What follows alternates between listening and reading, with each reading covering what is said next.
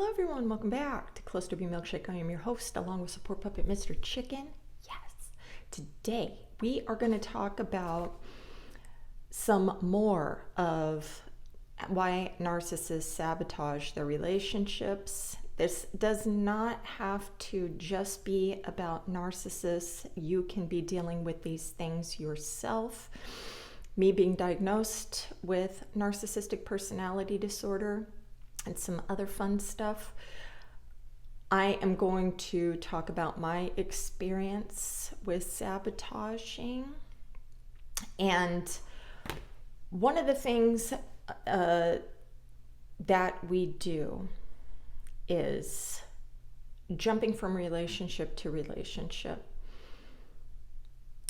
leaving different friendships, abandoning family, things of that nature. And these things, I'm going to talk about romantic relationships, because when you jump from one relationship to another, nothing is changing. It's going to be like Groundhog Day. And the reason why it's Groundhog Day is because you are getting pushed away, or your person is shutting down, because they're never going to be able to get close, expose. They will feel weak. They cannot be vulnerable with you. Nothing. And it has nothing to do with you personally. This is just what's happening inside of them. And what's going to end up happening is, going into the next relationship, they can leave as soon as that person is making the narcissistic person feel uncomfortable with the wanting your narcissist person to grow. Now, growing in a relationship, first, you just growing as a person, you have to change your concept that you have of yourself. Okay, that is what the change is. So when your thoughts, the narcissistic person's thoughts, are only thinking negative things, very pessimistic, it's being projected out in the world. We hate everybody. We hate everybody. Everybody else is making my life shit. Envying the things that other people have. Us not believing that we are whole in ourselves, and the things that happened in the past, not learning from them, seeing that these were lessons for us to grow from. No matter what it was, no matter what our parents did to us, no matter what relationships we had in the past, anything like that, we have to dissect that and be aware. That's another thing that a narcissist person, it's very difficult for them to start to be aware unless they have like some massive rock bottom moment. Anything, even alcoholics, people who are depressed, they're so tired of being depressed that they want to unalive themselves. Instead, we need to dissect the things that happened, understand that what did I need to learn from that past? What did I need to learn? Because I already know how I feel. I feel like a throwaway fucking person from that past experience. I felt like I was not needed, blah, blah, blah. I took on these defense mechanisms to protect myself when I was a child. I was too young to understand the self-concept of, I am my own individual. I'm fucking cool the way that I am. You have to have guidance and shit from an adult to teach you these things, to be empathetic towards you, to show you that you are lovable and that you are going to make mistakes, to teach you right from wrong without being beat up for it. for not being exposed to things. Now, that's the failure of the other on us. And the defenses that we learn from them, we don't understand that we don't need these things anymore.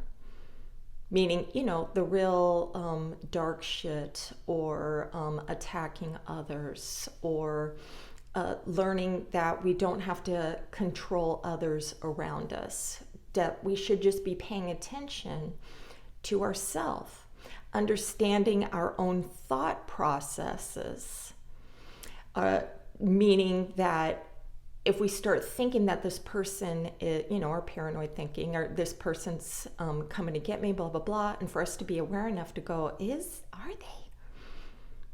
are they coming to get me? Are they here to destroy me? Is this person who is attacking me, do I believe that about myself? Because if I do, we're all these walking projectors. And so if this person is doing something bad to me, I'm going to blame that person instead of being like, do I believe that about myself? Do I believe that about myself? When you're with a narcissistic person or any abusive type person, and they're eroding you away over time, and then you're believing, you're letting this mind fuckery take over. And then you want to dissect, well, why? And it all goes back to how you were conditioned as a child. When you figure that shit out, you're going to take all of your power back. You don't need to hate the lesson. You can say, okay, I allowed this lesson to continue longer than I needed it to. I'm not going to beat myself up because of it. Me wanting the other person to change is me projecting, saying I'm the one that needs to change, not them. As I told you before, codependents can be very angry and controlling. You can get hostile yourself. You got fire. You're not this weak nothing. Okay? But when you learn that I get to tell me how to think about me, then your energy is going to change. You're not going to need that difficult lesson anymore. You are going to be non-reactive to the bullshit, and that person is either going to come with you in the calm, or they're going to melt away, which means they're going to leave and be destructive someplace else.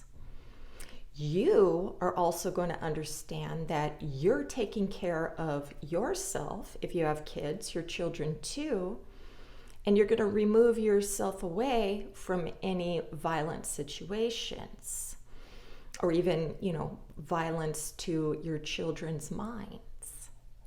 But you're learning that you don't deserve this. Subconsciously, you believe that you do. And I'm just going to read you a little part in a book about transforming self-sabotage into self-mastery called The Mountain Is You. I know it's backwards, but it's by Brianna, Wiest. Some people can't figure out why they keep choosing wrong relationships. People whose patterns of rejection, abuse, or refusal to commit seem to be consistent. Perhaps they don't realize that they are actually recreating the relationship dynamics they experienced when they were young because they associated love with loss or abandonment. Perhaps they want to recreate family relationships in which they felt helpless, but to live them again as an adult where they can help the addict, the liar, or the broken person.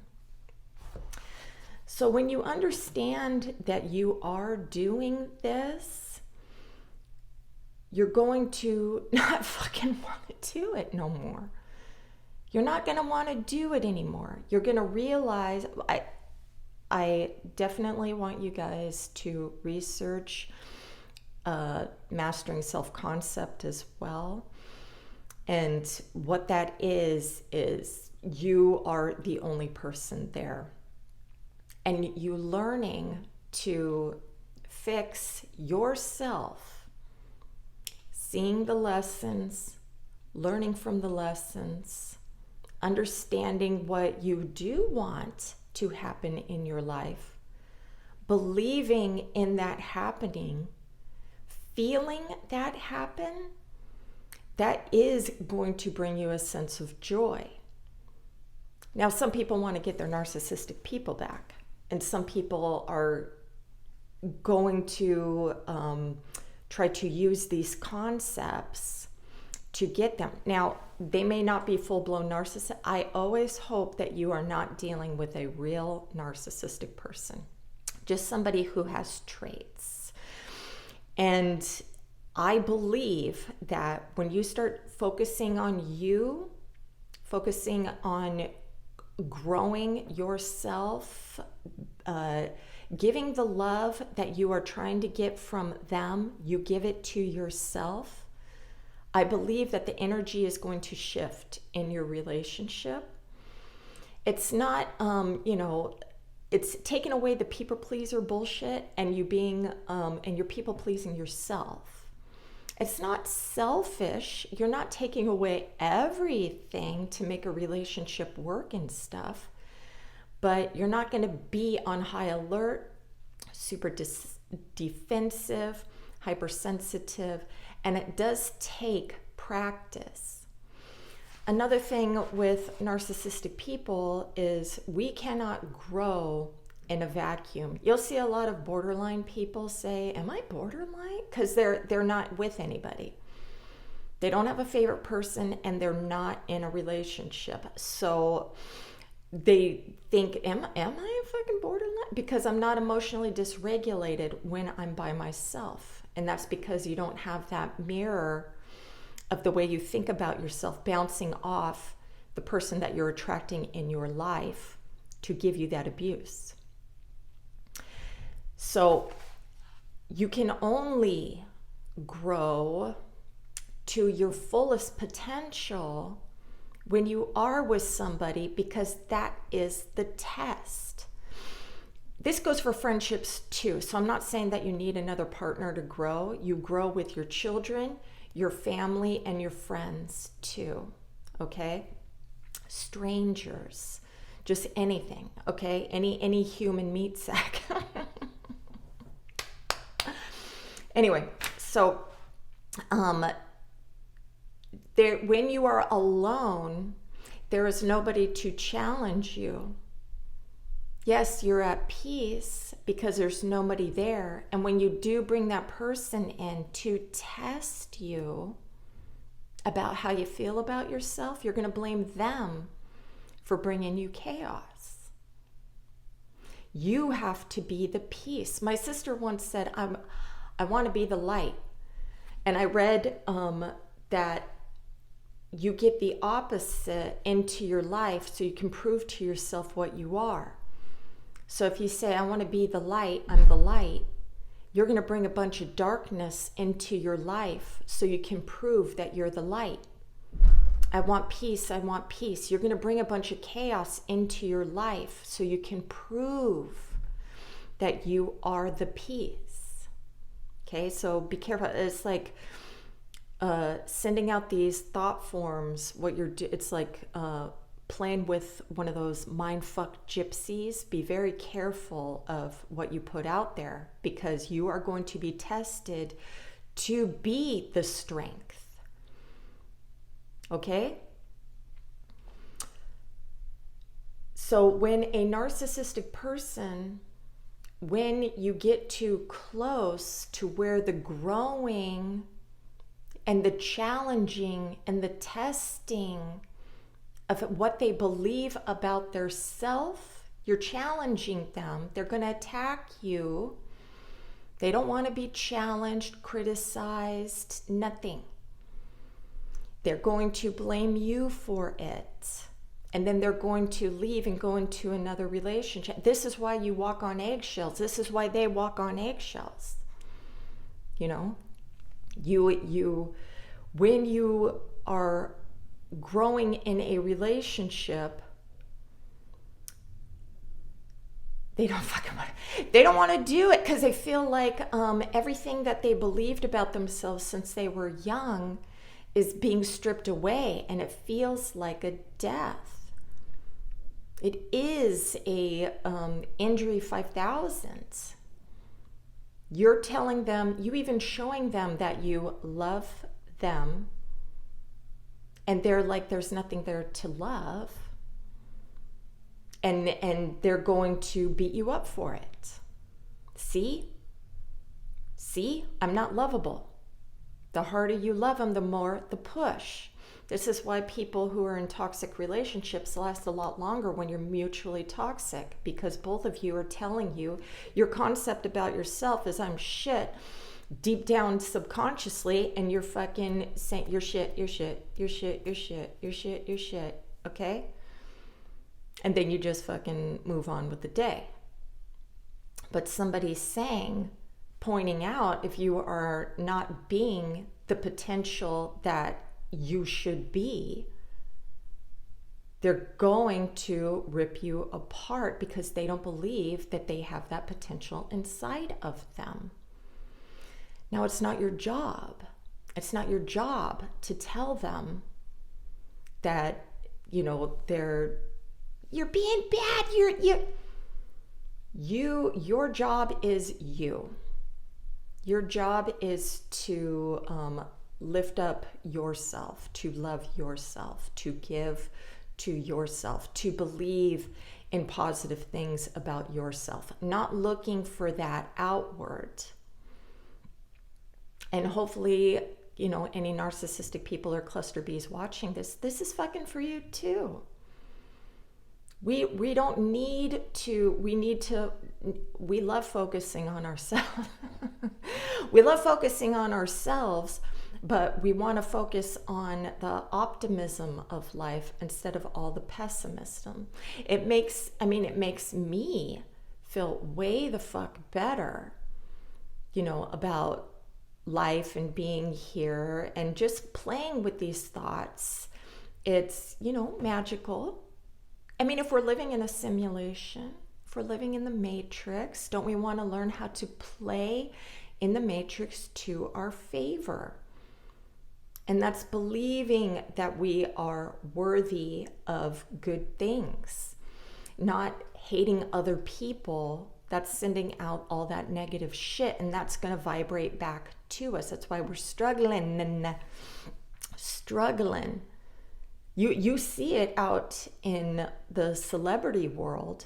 They'll fuck over 1 million fucking people, and what happens in the end? Karma comes, dude. Karma comes for us all. Some people, I don't fucking believe in karma. Fine. But I have witnessed it way too the fuck much. And it's not because, you know, my memory's shit and everything. So it's not like, oh, I better not do that or karma's going to get me. No, I don't even fucking think like that. I do what I want. But what do I want? Do I want to have a enjoyable experience on this big blue ball or flat surf, whatever the fuck? You know, who cares? I don't care. Or do I want to make it a struggle and more miserable for myself? No, thank you. So anytime when I'm watching any videos or anything that's telling me that I'm a fucking loser, piece of shit, I fucking scroll on. The narcissist this, the narcissist that. I'm scrolling on. No. I'm not going to let those seeds rot in my head. And from my past experience, I let that happen. I'm going to tell you, you know, videos on all the things before I started learning about myself, how I used to be.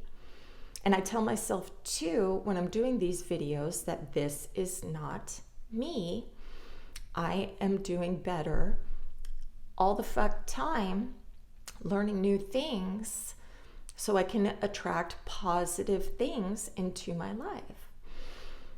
That these are just historical documents that you can learn from and decide yourself what you want to do. What happened to you in your experience and how to get you to break free from it. You have to believe in yourself, okay? Mr. Chicken believes in you. I believe in you. If we're all a collective consciousness, I'm going to send out, my positive thought waves to you. And it circles back this way. And let all other negative things melt away. Okay? Anyways, the book is called The Mountain Is You by Brianna, Wiest. And I always say, read A New Earth by Eckhart Tolle. Totally changed my life in the past when I actually wanted to shift my relationship into something more positive instead of negative. And unfortunately, if you don't read it religiously, you're going to fall backwards into the more mindset, which I'm going to be projecting outward instead of being more self-aware inward. Whatever. Okay, I hope that was helpful. Have a great day. What do we say? Namaste.